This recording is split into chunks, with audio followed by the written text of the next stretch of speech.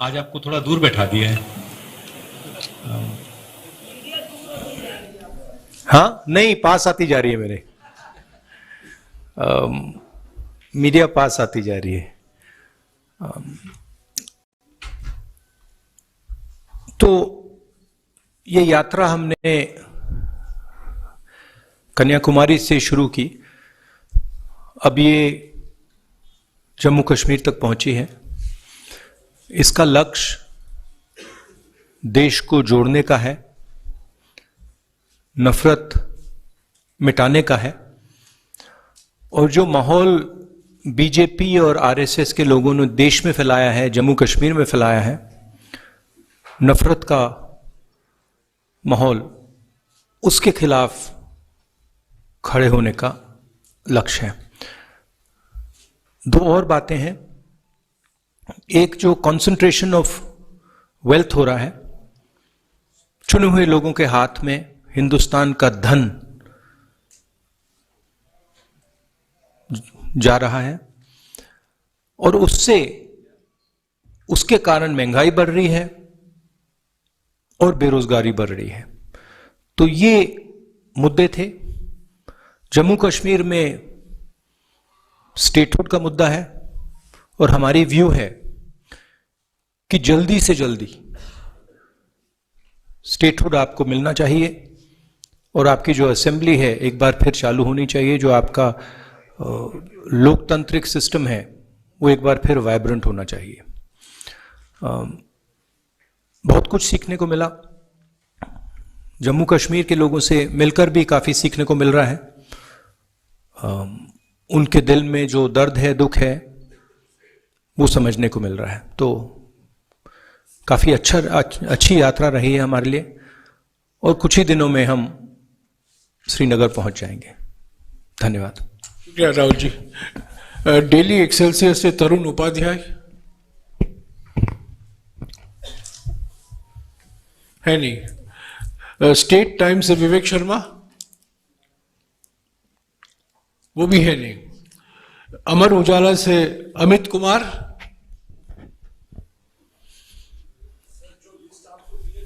एक minute mike दीजिएगा उनको।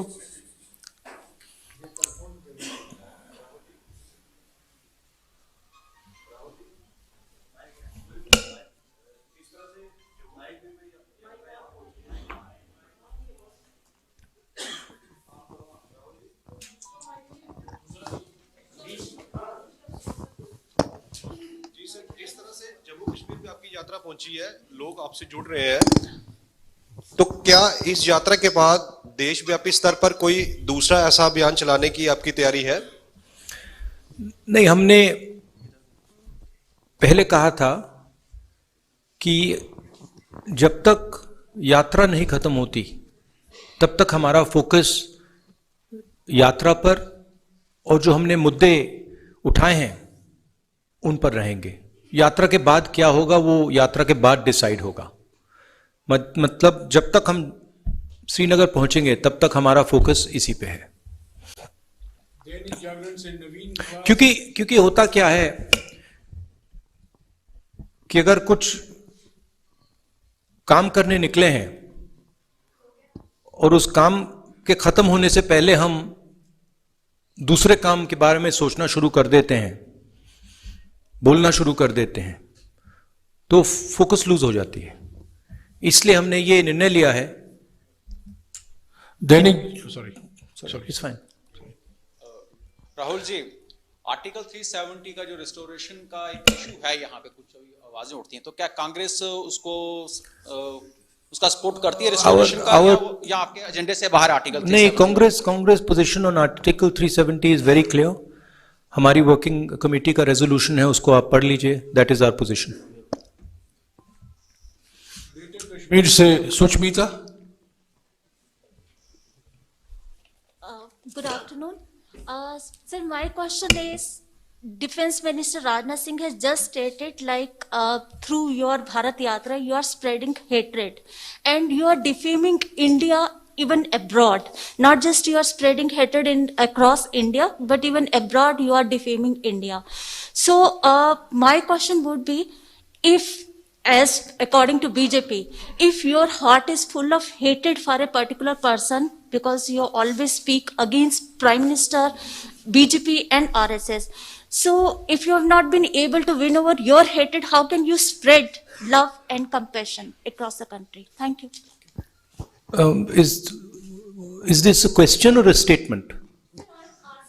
What is the question? No, but the heart is not. But the heart is not full of hatred.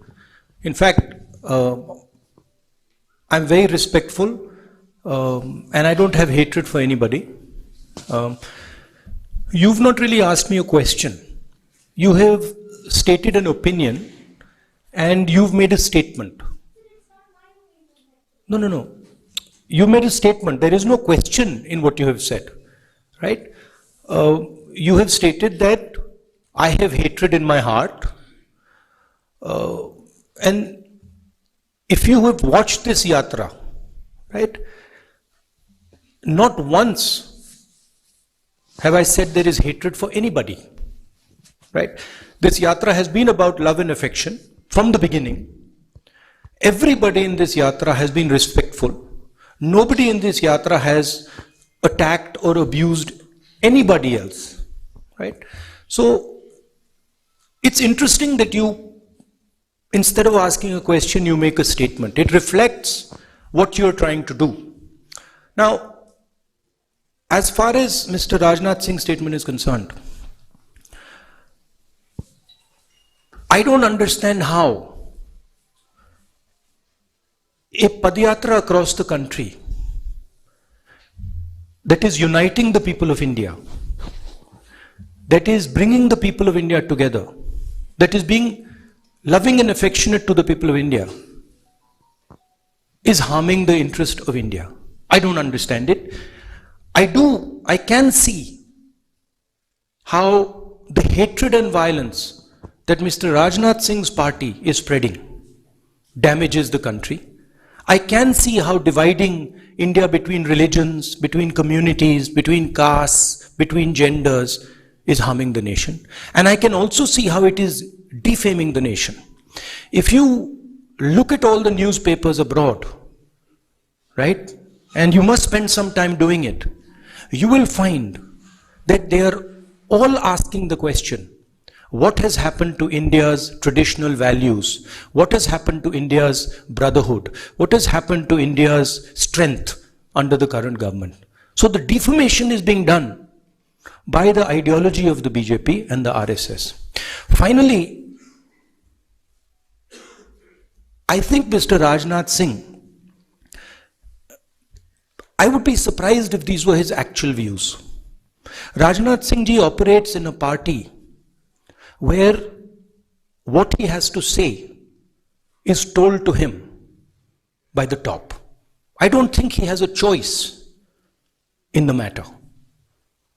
So it's nice that Mr. Rajnath Singh has expressed his opinion. I think it is something that he has done as a result of orders from the top. Punjab Kesari से कमल राणा है नहीं, PTI से Tariq,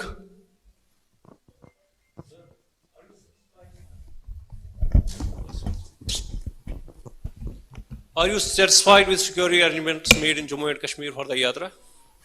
Frankly, this is the responsibility of the government. These are not questions that I would like to answer in a press conference. It is the responsibility of the government to protect the yatris, and I hope they do as good a job as they are capable of doing. ANI से सिद्धार्थ,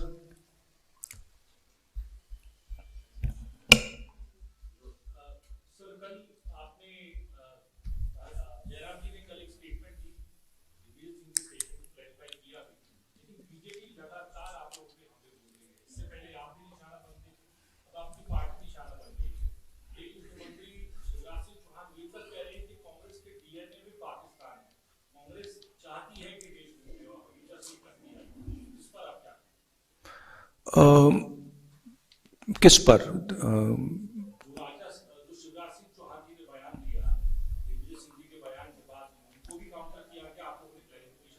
हाँ, नहीं, आप ये पूछ रहे हैं कि दिग्विजय सिंह जी की स्टेटमेंट पे मेरी व्यू क्या है, ये आपका सवाल है?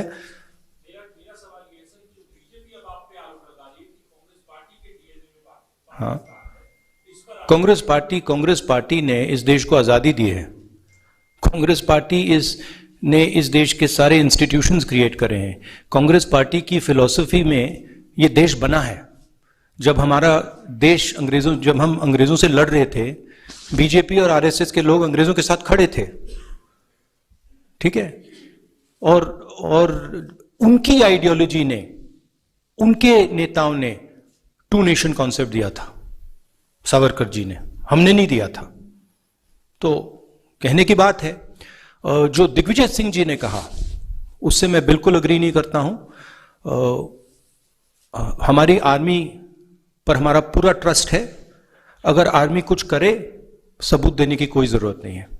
तो मैं पर्सनली उनके स्टेटमेंट से कंप्लीटली डिसएग्री करता हूं, और कांग्रेस पार्टी के ऑफिशियल पोजीशन भी यही है कि वो दिग्विजय जी का पर्सनल ओपिनियन है, वो हमारा ओपिनियन नहीं है। टाइम्स नाउ से Pradeep Dutta.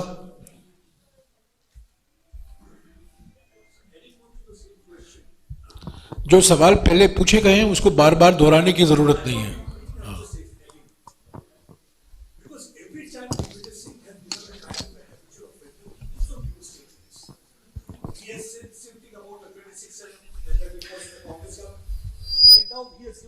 Statement asking for sabut in this particular case also, and every time Congress tries to distance itself from Digvijay Singh's statement, and today also you said that you don't agree with that. I agree with that. But why action is not initiated? We are a democratic party, okay, and we are not a dictatorship. We don't run our party with principles of coercion. We don't appreciate Mr. Digvijay's personal views. But the views of the party are above Mr. Digvijay Singh's views. The views of the party are generated from a conversation within the party. I would like to assure you that Mr. Digvijay Singh's views are outlying views. They are not views that are held by the by the center of the party. We are absolutely crystal clear that the armed forces do a job. They do a job exceptionally well. And they do not need to be providing proof for anything. Okay? आज तक से Sunil Bhatt. It is in the culture of our party, right, to allow conversations. And sometimes when those conversations happen, people who have extreme views air their views, right? So we try to manage a conversation. You see, in the BJP, in the RSS, there's no conversation. They just decide that this is what it's going to be, and nobody can talk after that, right? It's like demonetization. The Prime Minister gets up one morning and says, we're going to demonetize. Or like GST, where, you completely destroy the backbone of the country because you're not having a conversation. So we think a conversation is very, very important. And sometimes, of course, there are people in every conversation who will say ridiculous things. And in this case, I'm sorry to have to say this about a senior leader. He said a ridiculous thing. आज तक से सुनील भट्ट। नमस्कार राहुल जी, मेरा नाम सुनील भट्ट है, आज तक India today group से। राहुल जी, आप लगातार कन्याकुमारी से आ रहे हैं, पदयात्रा करके आ रहे हैं, आप बेरोजगारी का विषय उठा रहे हैं, आप महंगाई का विषय उठा रहे हैं, लेकिन कल मंच से जिस तरह से दिग्विजय सिंह ने जो बयान दिया, जो आपत्तिजनक बयान दिया, आपको नहीं लगता कि जो आपने अब तक इतनी मेहनत की है उस पर कहीं ना कहीं उन्होंने पानी फेर दिया एक कमेंट से? राहुल जी, पूरा प्रश्न सुन लीजिए। दूसरी बात, राहुल जी, कई विषय हैं यहाँ जम्मू कश्मीर में भी और राष्ट्रीय स्तर पर भी जिस पर आप सरकार को कॉर्नर कर सकते हैं। देखिए, देश के गृह मंत्री अमित शाह ने संसद के पटल पर कहा, तब अधीर रंजन चौधरी साहब वहीं बैठे थे। Brother, are you a political advisor or you a journalist? Sir, listen to my question. It's not a question. Sir, I'm coming. You're giving a speech. No, listen to my question, sir. Sir, I'm saying that Union Home Minister Amit Shah said on the floor of the House that it was the Modi government which provided jobs to the Kashmiri Pandit youth. And he said he asked Adhir Ranjan Chaudhary, he challenged him that आपने कितने दिए हैं मुझे जरा बताइए, but the fact is that it was Manmohan Singh government which gave these jobs. लेकिन आपकी party के पास तथ्य नहीं, आप काउंटर क्यों नहीं कर पाते हैं सरकार को? इनफैक्ट ये आंकड़ा हमारे पास है, ये आंकड़ा हमने रखा है। कल कश्मीरी पंडित्स का एक डेलीगेशन आया, उनसे हमारी बातचीत हुई। कश्मीरी पंडित्स के डेलीगेशन ने हमें बताया कि जो भी हुआ है यूपीए के टाइम, मनमोहन सिंह जी के टाइम हुआ है। उन्होंने ये भी कहा कि बीजेपी उनको पॉलिटिकल हथियार जैसे यूज करती है।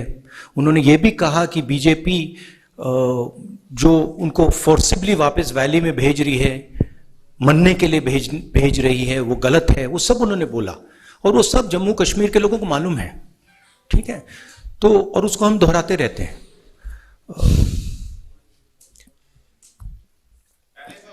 नेटवर्क न्यूज 18 से व्हाट वाज द पहला सवाल? My first question was that you have been, on Padyatra for last many months. Yeah. And yesterday from your podium, Digvijay Singh made, controversial remarks. No, I don't think so. I don't think so. I think the yatra has achieved something fundamental and very powerful. What the yatra has done already, and this cannot be changed now. It has shown that there are two visions of India. One is a hate-filled, arrogant, cowardly vision, and another is love-filled, embracing, brave vision. And it has made those two visions absolutely crystal clear, right? Millions of people, not just myself, millions of people have walked across the breadth of this country. They have supported this yatra. And this yatra has changed the narrative in the country. You in the media might not like to accept it, but it's a fact, right? And nothing can change that. One or two comments, that are said by a leader are not going to change the fundamental fact that the yatra has been a success. The yatra has brought India together. The yatra has shown that Indian people believe much more in love and affection than in hatred and anger. So I am quite pleased by what this yatra has achieved. Network news 18 से Manoj Kaul. Sir, मैं Manoj Kaul. Sir, आपसे ये जानना चाहता हूं कि जिस तरह से आपने ये कह रहे हैं कि भारत जोड़ो यात्रा जो है इसका कोई पॉलिटिकल मिशन नहीं है, लेकिन हमने देखा कि जब भी आप कहीं पर भी हमने भाषण किए, कल के भाषण की बात करें या अभी आपने जो इनिशियल रिमार्क्स दिए, उसमें आपने बीजेपी को निशाना बनाया है। तो क्या हम ये माने कि इस यात्रा के जरिए आप एक ये मैसेज देना चाहते हैं अपने वर्कर्स को या जो अपोजिशन है उसको एकत्रित करने के लिए, ताकि आप बीजेपी का मुकाबला कर सकें? नहीं, देखिए, ये यात्रा भारत को जोड़ने की यात्रा है। ये हम सब के लिए, कांग्रेस पार्टी के नेताओं के लिए, कांग्रेस पार्टी के यात्रीज के लिए, मेरे लिए पर्सनली एक तपस्या सी है। इससे हमें बहुत कुछ सीखने को मिला, समझने को मिला, बहुत प्यार मिला। 3,800 किलोमीटर की यात्रा है। कांग्रेस पार्टी एक पॉलिटिकल पार्टी है, तो अगर कांग्रेस पार्टी का ऐसी यात्रा में इन्वॉल्वमेंट होगा तो थोड़ी पॉलिटिकल बातें तो होंगी, वो नेचुरल है। लोग हमसे पूछते हैं, कश्मीरी पंडित्स ने हमसे पूछा कि वो आकर हमसे मिलना चाहते हैं, हम मिले। अब उसमें उन्होंने पॉलिटिकल बातें उठाई। उन्होंने कहा कि गवर्नर ने हमें अब्यूज किया है। उन्होंने कहा कि देखिए, हमें वापस श्रीनगर भेजा जा रहा है, वहां कंडीशंस नहीं है, हमारे लोगों को गोली मारी जा रही है। अब वो मेरे पास आए और अब मैं उनकी बात ना उठाऊं तो फिर वो प्रॉब्लम हो जाएगी। तो अगर हम यात्रा कर रहे हैं और लोग हमें बातें बता रहे हैं, हमें वो बातें तो उठानी पड़ेंगी। अगर किसान हमारे पास आए और कहे भैया देखो मेरे बीज खराब निकले, और अगर मैंने 100 दिन की यात्रा में वो बोला ही नहीं, तो फिर वो किसान कहेगा ये भारत जोड़ो का क्या मतलब है। मैंने जो आपसे बात बोली है आप बोल क्यों नहीं रहे हो? मेरी आवाज आप क्यों नहीं उठा रहे हो? तो ये हो रहा है। एबीपी से अजय बाचलो।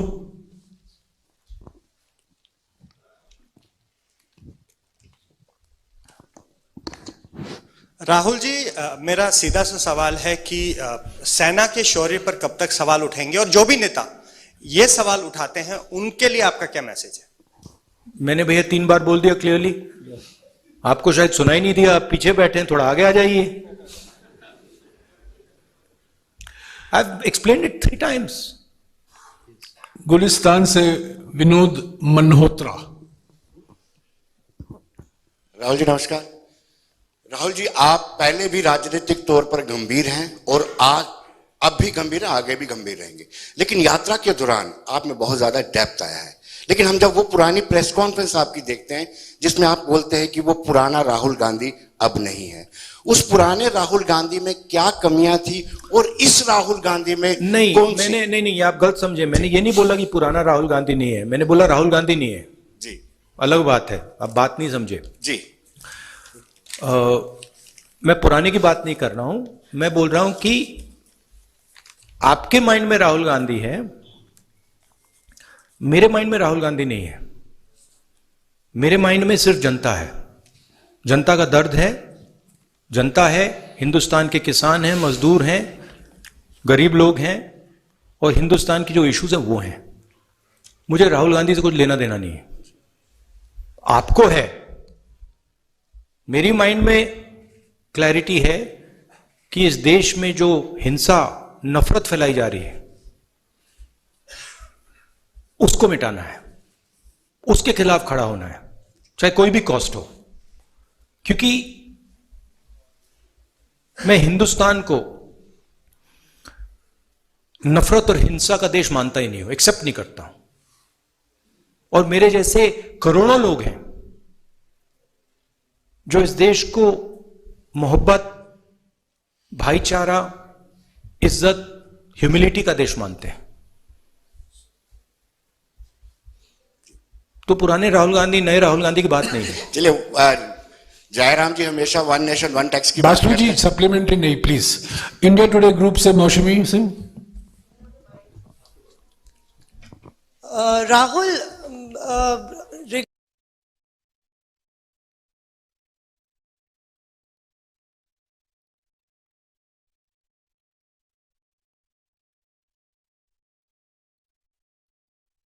have taken a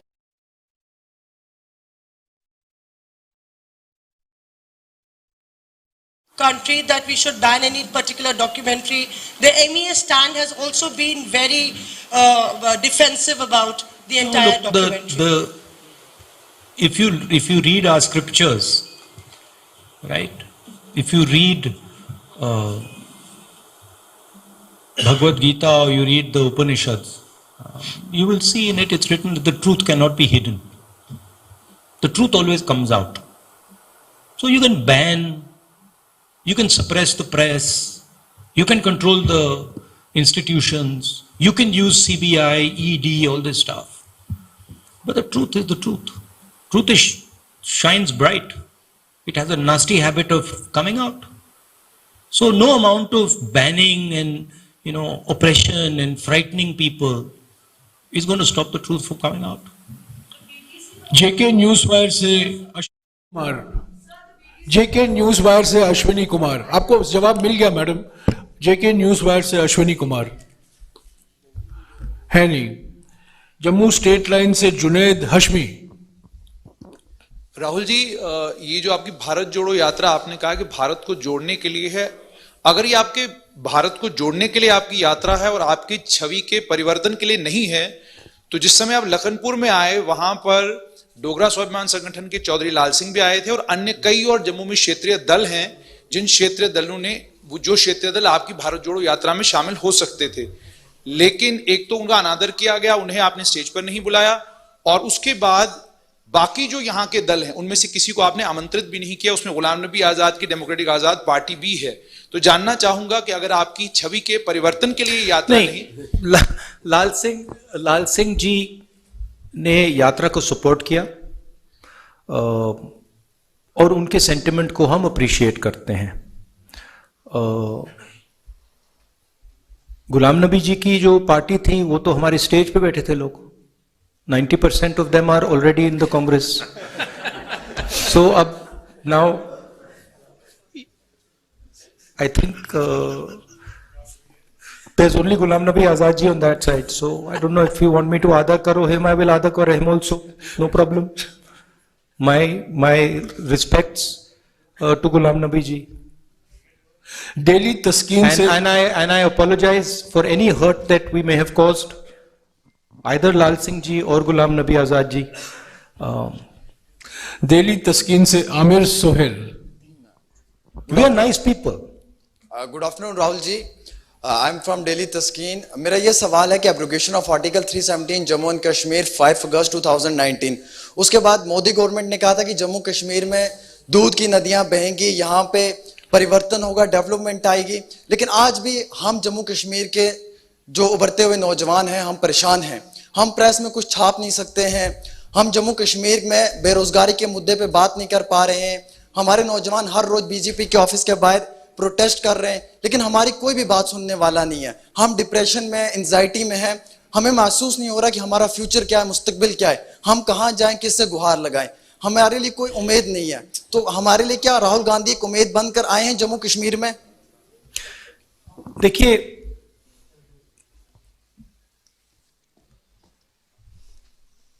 यहां पे लोगों से मैं मिल रहा हूं और सबसे खुल के मिल रहा हूं। सेंटिमेंट जो आपने रेज किया है वो सब लोगों के दिल में है। यहां पे युवाओं से बात करो तो वो अनएम्प्लॉयमेंट की बात करते हैं, फ्यूचर नहीं दिख रहा है, इंडस्ट्री नहीं है, जो किसान हैं उनको कोई सपोर्ट नहीं मिल रही। तो ये जो आप कह रहे हो बिल्कुल सही है। हमारा लक्ष्य, यात्रा का लक्ष्य लोगों की आवाज सुनने का है और जो लोगों के दिल में है उसको एम्प्लीफाई करने का है। जम्मू कश्मीर के जो लोग हैं उनके दिल में जो दर्द है, जो डिस्कंफर्ट है, जो आपने डिप्रेशन की बात की, उसको हम सुनने और समझने आए हैं। हम आपको सबको प्यार करते हैं, आपका रिस्पेक्ट करते हैं और हम समझते हैं कि जम्मू कश्मीर मुश्किल समय से निकल रहा है। हम यह भी चाहते हैं कि जो जम्मू और कश्मीर के बीच में बीजेपी ने खाई बनाई है जिससे दोनों का नुकसान हुआ है, उसको ब्रिज किया जाए। और जो मैंने पहले बोला था, मोहब्बत की दुकान, एक दुकान नहीं, हजारों लाखों दुकान हम जम्मू कश्मीर में खोलना चाहते हैं, क्योंकि हम समझते हैं कि अगर आप एक साथ मिलकर रहोगे तो ये प्रदेश तेजी से, सॉरी प्रदेश नहीं, यूनियन टेरिटरी, ये यूनियन टेरिटरी आगे बढ़ सकती है। ऐसे ना इसे नफरत से कुछ नहीं होता है, हिंसा से कुछ नहीं होता है, कोई सोल्यूशन नहीं आ सकता है। मोहब्बत से, रिस्पेक्ट से, लोगों की बात सुनने से, गले लगने से काम हो सकता है। हमारी व्यू है कि जल्दी से जल्दी आपको स्टेटहुड मिले और जल्दी से जल्दी आपकी असेंबली रिस्टोर हो। शालिनी SNI से last question. Yes Rahul sir, जिस तरह से कन्याकुमारी से आपने यात्रा की शुरुआत की और लोगों का प्यार भी देखने को मिल रहा है, दुकान एक बाजार के रूप में नजर आ रही है, लेकिन वहीं कहीं ना कहीं भारत जोड़ो यात्रा को लेकर भाजपा का कहना है कि ये जो करोड़ों रुपए खर्च किए जा रहे हैं राहुल गांधी जी की पप्पू छवि को हटाने के लिए। तो आपका सवाल ये, और this is also statement. Sir सवाल है कि आपकी छवि को बदलने के लिए क्या करोड़ों रुपए खर्च किए जा रहे हैं इस भारत जोड़ो यात्रा को लेकर, ये भाजपा का कहना है? नहीं, मेरी छवि को खराब करने में हजारों करोड़ रुपए लगे, हजारों करोड़ रुपए लगे। हाँ, और वो बीजेपी के लोगों ने सिस्टमैटिकली किया, उनकी लीडरशिप ने सिस्टमैटिकली किया, मगर वो इनइफेक्टिव है। तो वो तो आपको दिखने को मिल रहा है। जैसे मैंने बोला, हजारों करोड़ रुपए से सच्चाई नहीं दबाई जा सकती, सच्चाई आ जाती है बाहर, कभी ना कभी सच्चाई दिख जाती है। राहुल जी, आपके अनुमति से एक और उनके माइंड में ये है, बीजेपी के माइंड में है कि पैसे से कुछ भी किया जा सकता है। आरएसएस, बीजेपी, इनकी नेताओं के माइंड में है कि सत्ता से और पैसे से कुछ भी करा जा सकता है। आप किसी को भी मतलब डिमीन कर दो, किसी भी की छवि को खराब कर दो, कोई भी सरकार खरीद लो, जो भी करना चाहो सोचते हैं कि पैसे से करा जा सकता है, मगर यह सच नहीं है। सच्चाई सत्ता को, पैसे को, सबको परे कर देती है, और वो आस्ते आस्ते आस्ते बीजेपी नेताओं को बात दिखने लगी है। वो हम उनको बहुत गहराई से समझाएंगे कि इस देश में सच्चाई चलती है, पैसा, घमंड, सत्ता नहीं। Thank you. राहुल जी, आपकी अनुमति से एक सवाल और, क्योंकि ये हमारे साथ कई दिन से चल रहे हैं, इसीलिए। हाँ जी। Dharmendra Singh, Online News India. Hello Rahul ji, मैं Dharmendra Singh, Online News India से। लगातार यात्रा में कन्याकुमारी से आपसे कवर कर रहा हूं। एक चीज हम ये देखते हैं कि 370 को लेकर के पूरे देश में एक बहुत बड़ा तबका जो इसको सपोर्ट करता है, लेकिन जब हम अब जम्मू में इस यात्रा को कवर कर रहे हैं, कश्मीरी पंडितों से जब बात की तो कश्मीरी पंडित कहते हैं कि हमें यात्रा से कोई फायदा नहीं हुआ, मोदी जी ने अपने वोटों के लिए हमारा इस्तेमाल किया। तो आप नहीं, हमें यात्रा से कोई फायदा नहीं हुआ। 370 को हटाने से कश्मीरी पंडित इस बात को कहते हैं। तो आप कैसे देखते हैं देश में ये जो दो सोच आप दिखते हैं कि एक तबका सपोर्ट करता है, एक तबका इसका अपोज करता है, जो खुद उनको कश्मीरी पंडित। दूसरा, आप कश्मीरी पंडितों के लिए क्या करेंगे अगर वो आप पर विश्वास करें, और क्या संसद में भी कश्मीरी पंडितों का ये मुद्दा उठेगा? भैया, ये सवाल का जवाब मैंने 2-3 बार दे दिया है 370 वाले का।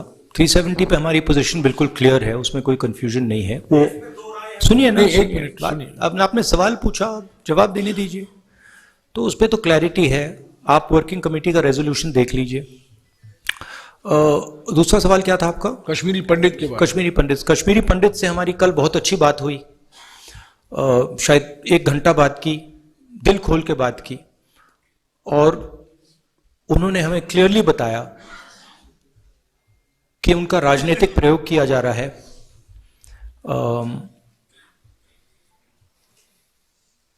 उनको